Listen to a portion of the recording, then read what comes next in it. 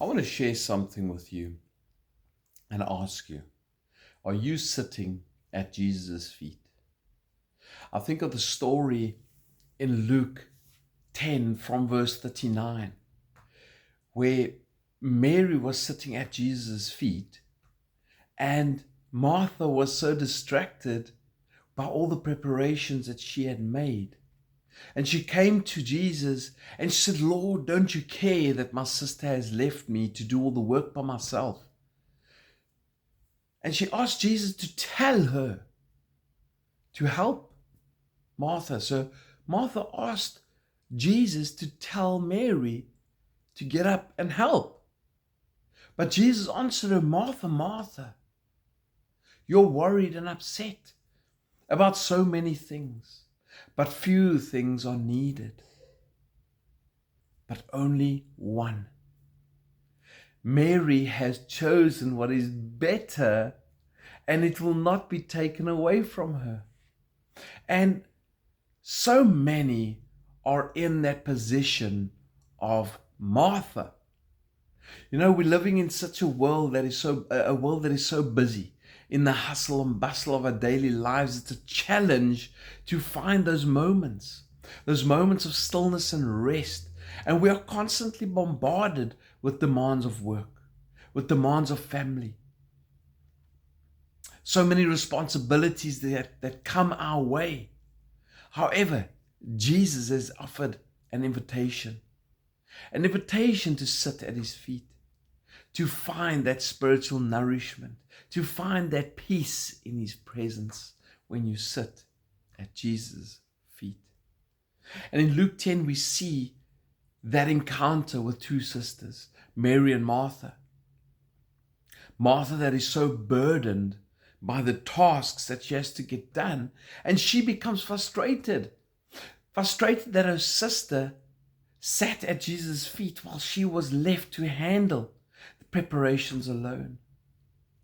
And in her plea to Jesus, she revealed something that is so common amongst people today, a challenge that we all face, and that's to prioritize busyness over intimacy with our Savior, to prioritize busyness over your intimacy with the Lord, to prioritize that busyness over the intimacy of sitting at his feet in his presence.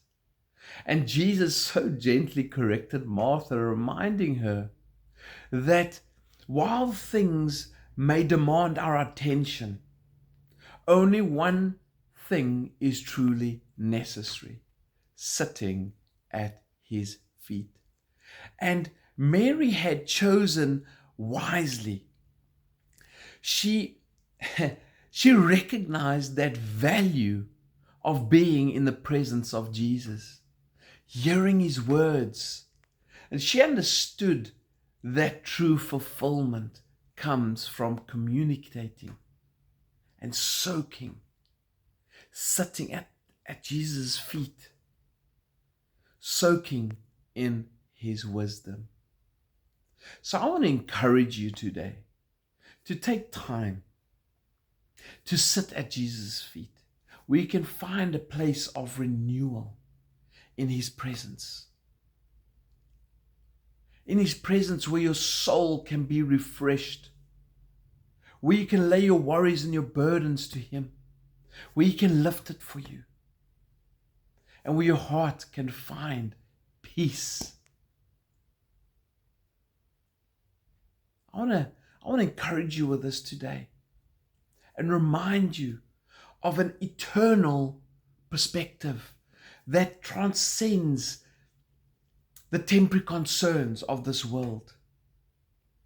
And that is sitting at Jesus' feet. It's not just a physical act, but it's a decision, a choice of heart. It's an intentional choice to prioritize our relationship with him above all else. It requires putting aside those distractions, quietening this busyness in our minds, and opening our hearts to receive his presence. So I want to encourage you today to do just that, to sit at Jesus' feet. Take the example of Mary and choose what is better. Make time, carve out time to sit at Jesus' feet, to listen to his voice, so that you may be transformed by his love, by his shalom peace, while your soul is anchored in him who guides us through the storms of life, and drawing you closer to his heart, so that you will have a heart of the Savior. I'll leave you with this word of encouragement today, and I pray that you will find time to sit at Jesus' feet. Take care and be blessed.